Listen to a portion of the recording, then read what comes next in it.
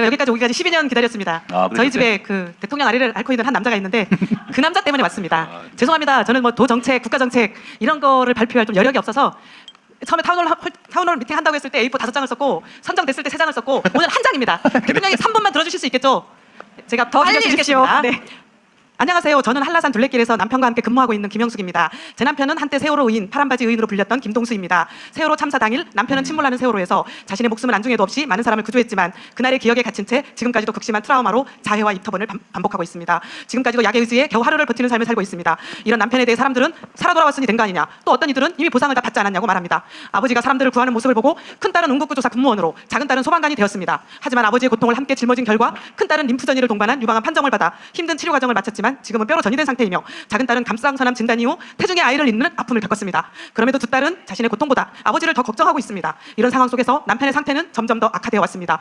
2014년 4월 16일 해경동 구조 인력은 책임을 다하지 못했지만 남편은 인대가 끊어질 정도로 몸을 바쳐 사람들을 구조했습니다. 그럼에도 구조하지 못한 생명에 대한 죄책감에 여전히 시달리고 있습니다. 남편은 공무 수행 중이 아니므로 국가 유광조는 될 수 없다고 해서 의상자 신청을 했고 2번의 신청 끝에 의상자 5등급 인정을 받았습니다. 트라우마 사례로는 처음이었다고 들었습니다. 하지만 이것이 오히려 저희 가족의 족쇄가 되었습니다. 의상자 제도가 있음에도 불구하고 현장에서조차 인정받지 못하는 일이 반복되며 남편은 더 큰 상처를 입었습니다.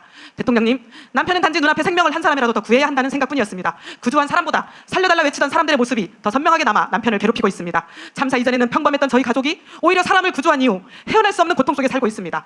딸 바보 아빠 동수 씨는 자신 때문에 딸들이 아프다고 자책하고, 아빠 바보 딸들은 아버지를 걱정하느라 치료에 온전히 집중하지 못하고 있습니다. 남편은 더 이상 예전으로 돌아갈 수 없습니다. 그렇게 국가가 이 고통을 이해하고 최소한 김동수 당신은 인정받은 사람이라는 확신을 줄 수 있어야 하지 않겠습니까? 부디 남편이 좌절하지 않고 자부심을 가질 수 있도록 여러 기관에서 제도를 좀 살펴봐 주십시오. 세월호 12주기가 이제 며칠 앞으로 다가오지만 남편은 갈 곳이 없어 스스로 3평짜리 컨테이너를 마련해 기억 공간을 홀로 준비하고 있습니다. 세월호로 희생된 이들을 충분히 추모하되 지옥 속에서 살아남은 사람들의 고통도 함께 기억해 주시길 부탁드립니다. 끝으로 저희 가족의 이야기를 담은 만화 홀 어느 세월호 생존 이야기가 출간되었고 다큐멘터리 이어달리기가 작년 부산 영화제를 시작으로 올해 서울 인권영화제에서도 상영될 예정입니다. 한 남자를 지켜내기 위해 저희 세 식구가 고군분투하며 이어달리기를 하고 있고 많은 분들이 함께 달려주고 계십니다.